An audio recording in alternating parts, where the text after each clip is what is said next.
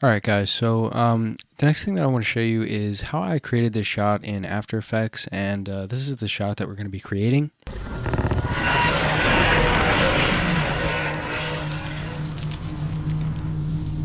We need to go. Go!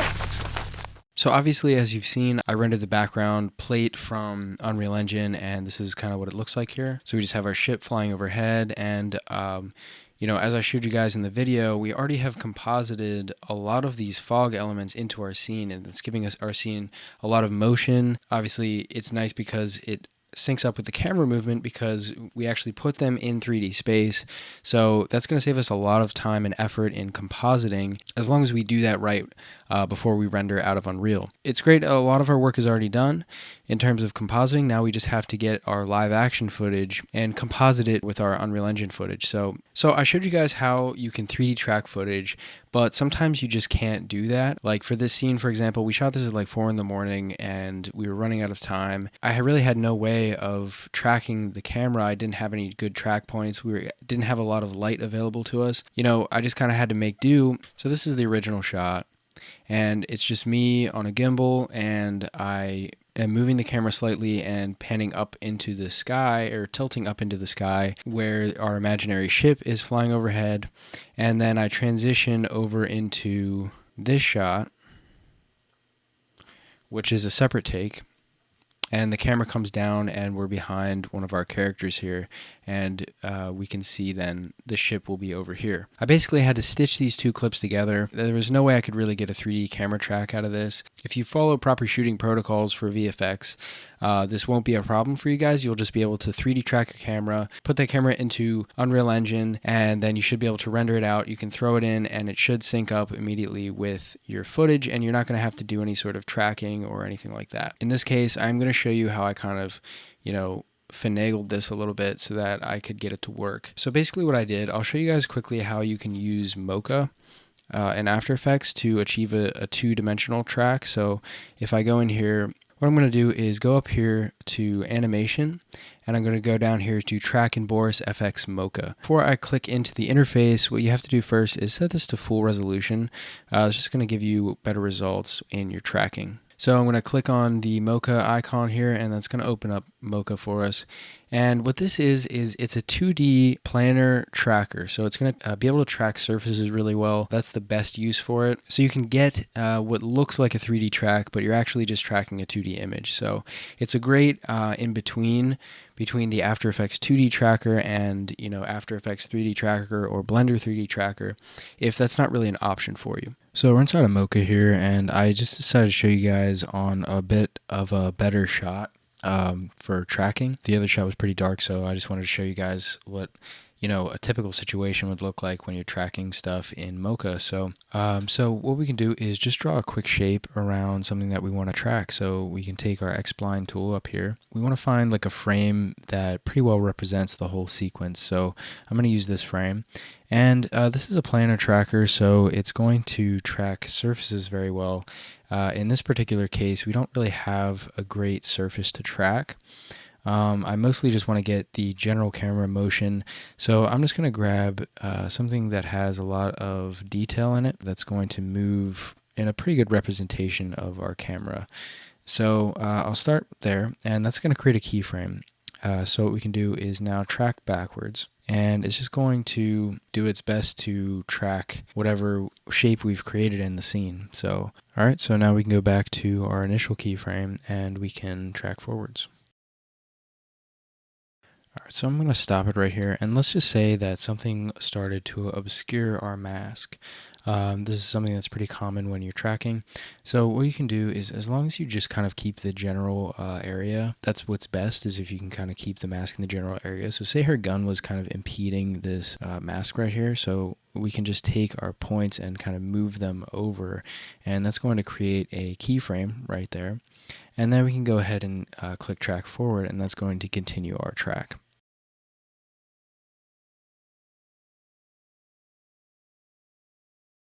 Alright, so it's finished tracking. Now what we can do is hit Control S and just save what we've done. We can X out of this and then go into our track settings here. And what we want to do is create track data. And this little wheel right here is going to tell us which layer we're going to use when we're creating our track data. So if you have multiple layers, you just want to make sure that you have the proper one selected. You can hit OK here, and that's going to create our track data. Now what you can do is you can apply corner pin data. That's really good for tracking surfaces, like if you're tracking a phone screen or a tablet screen or a wall or something. It's going to give you the most accurate results for those types of things. But in our case, we're just kind of tracking the general camera movement. So we're going to use transform. And now you can also use corner pin, which supports motion blur, which is probably what you're going to want to use if you're tracking a screen or something. But we just want to use transform. And that's going to allow us to apply this to a null object, which we can then parent objects in our scene to. So we're just going to click layer, new, null object, and then if we go into our shot here, we can layer export to and click on our new null, and we leave this as source, and we're going to apply the export, and that's going to give us our null object. And we can go back to quarter resolution here, and we can see our null object is going to stick nicely on that spot that we specified. It's a really useful way to track your footage, and it gives us a pseudo 3D track essentially. So it accounts for 3D movement of the camera, but it maintains it in 2D so that you don't have to be using 3D layers, and you can track pretty much anything, even if you can't get a solid 3D track out of it. Okay, so now that we have some nulls in here, just ignore this kind of mess of nulls that I have. It's due to the fact that I had nothing to track. I kind of had to manually do some of the tracking. So when you guys use Mocha, it's probably going to be a much more pleasant experience than it was for me on this particular shot because it does work very well. And the fact that I was able to get any sort of tracking data out of this shot is saying something. Building up from the bottom, we have our original shot here, our original bottom layer. And the next thing that I'm going to do is I'm going to add in this fog layer. And all this is just a shot from actually a different scene that I grabbed, and it's just fog. This was the shot. And I've just masked out a certain portion of it. Nothing special, but I've just masked this out. If you guys look here, I parented it to my tracking null right here, so it follows with the camera, and I've just masked out this portion and scaled it up significantly, and now it just kind of looks like some atmosphere floating behind our characters. So then the next thing that I want to do, we need a matte around this character, and what I found for this shot, we're gonna have to do some rotoscoping, so I'll show you guys how you can do that. But what we want to do to get started is we're gonna apply an effect called extract. If you guys have watched any of my YouTube videos, you'll see that I use this effect a lot when it comes to compositing, especially when I'm trying to get a matte out of something, because it's a great starting point for generating mattes around your subjects. It saves you a lot of time rotoscoping, and it gives you a very clean matte. So what I'm going to do is this effect is very simple. You have your channel, so this is what it's going to pull your alpha from essentially, and you have your slider right here, and it's very similar to the level slider. But if you can look here, I'll turn on the checker background here, and what we're doing is we're pulling alpha based on the luminance channel here. So that's the brightness of our image. So all the dark parts of our image currently are getting eliminated. So we can invert this, and now we can see that only the brighter parts of our image, which is the fog here, are being eliminated. So we're getting actually a very good matte already. And excuse, I'm at quarter quality because I shot this in 6K, so this matte is going to look not very good sometimes. But what we can do now, what's really powerful about this effect is if we take this bottom part of the slider and we pull it in this direction, now we actually get like a nice transition fall off between the dark areas which are staying and the light areas which are being eliminated from our image. So if we pull this direction, we can actually get a very clean looking matte out of this, and it's going to have some nice transition, and it's not going to be too harsh around our edges. And it also is nice because if something is blurred like this, for example, we're still going to get that nice fall off, but if it's a sharp edge, we're still going to have that nice sharpness. So if you apply something like key light or something like that, you're not going to be able to maintain that difference in sharpness between things that are sharp and things that are blurred. So that's another really nice perk of using this effect. And what we can do to make this a little more, we can can just test the different channels to see which one works the best. And like green is working better than luminance. You can see it's pulling out a little bit more, and blue is working even better than the green. So blue is going to be the channel that we're going to want to pull from. Pulling from alpha isn't going to do anything because you don't have any alpha generated on this layer. That gives us a really nice clean matte around our character right here. However, this guy is still, we're getting some of a matte around him, but we're just going to have to do some rotoscoping for that. What we can do is we're going to duplicate this layer and we're going to bring this up here. This is going to be the layer for our guy on the left, and this is going to be the layer for the girl on the right here. So what we can do is make a new solid, and it's going to put it right above our layer right here. I'm just going to turn that off. So now we only have these two layers showing. I can turn this off, and now what I'm going to do is make sure that I have this solid layer selected, and I'm going to just draw a shape around our character here. So we can go over into this area. That's not going to matter because we're keeping everything that is, below this line right here. And so now we have a nice shape here, and we can parent this to the proper null. You'll just parent it to whatever null that you need to coming out of Mocha. So now this kind of follows with our character, and so we're going to just hit F on the keyboard and we're going to feather this out. Now it's not doing anything yet because we just applied it to this solid layer. But what we can do now is go into our track matte settings, and we're going to use this as an alpha matte. So now you can see we're only keeping what was inside of that mask.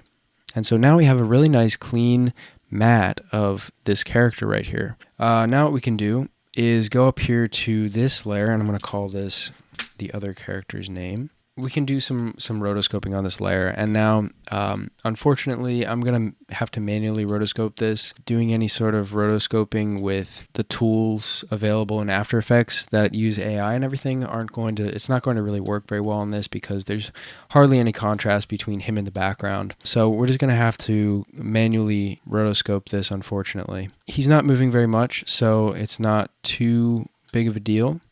So what I'll do is I'm just doing a rough mask. Your guys are probably want to spend a little bit more time on your mask.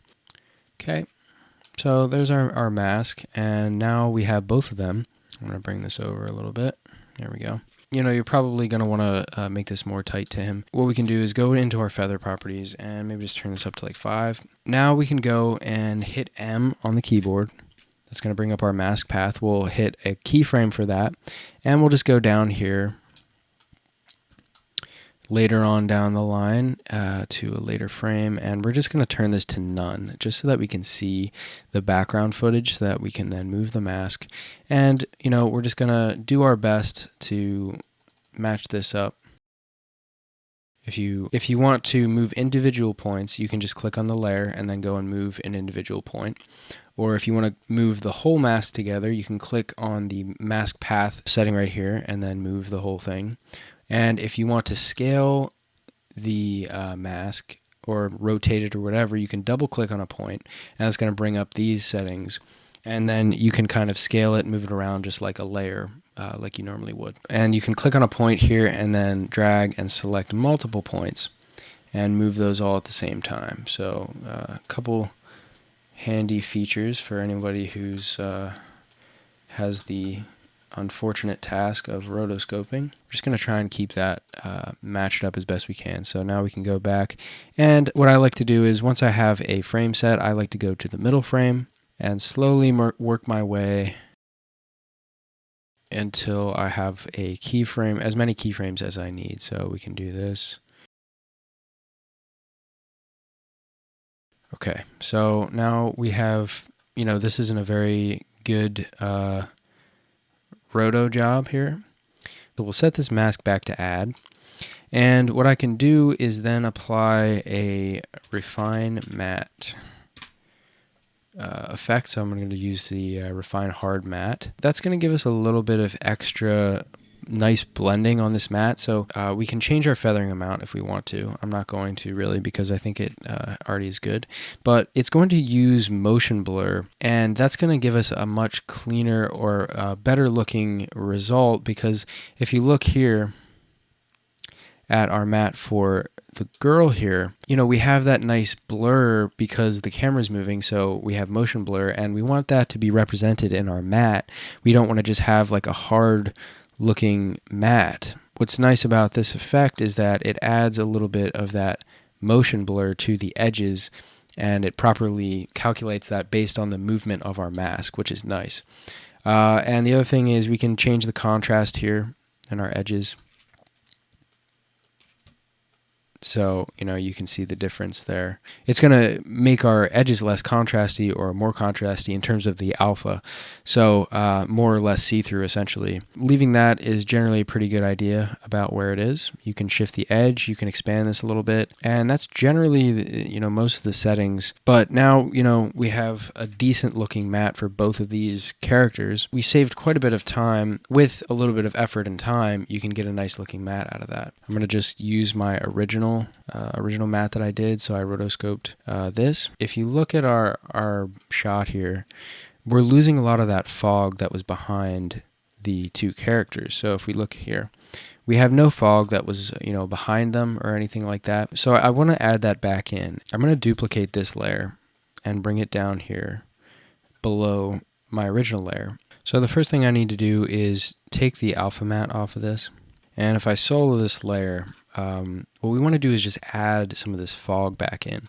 So I'm going to invert this, and now we're just showing some of the fog and reintroducing that back into our shot. Now if we take a look, now we have that fog being added back in. We're not going to be able to see our background behind this. As you can see, this is a little bit thick.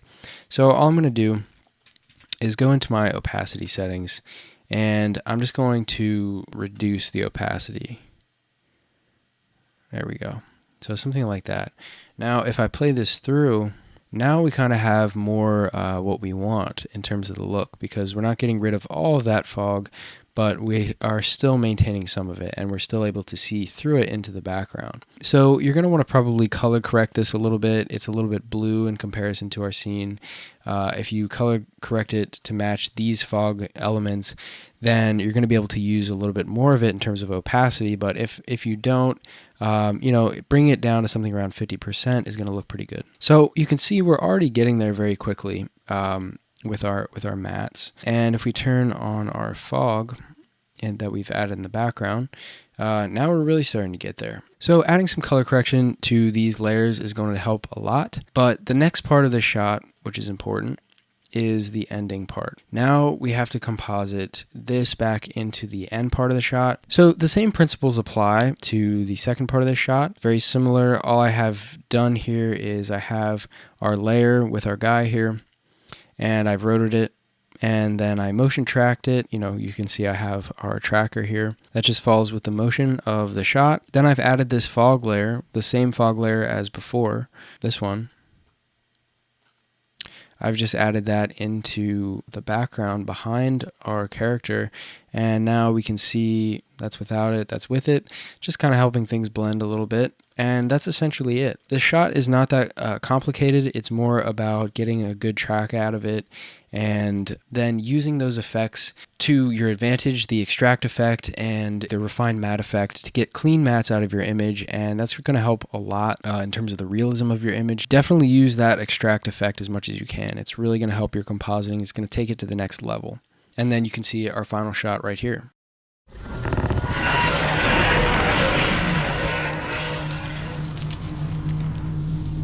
We need to go. Go!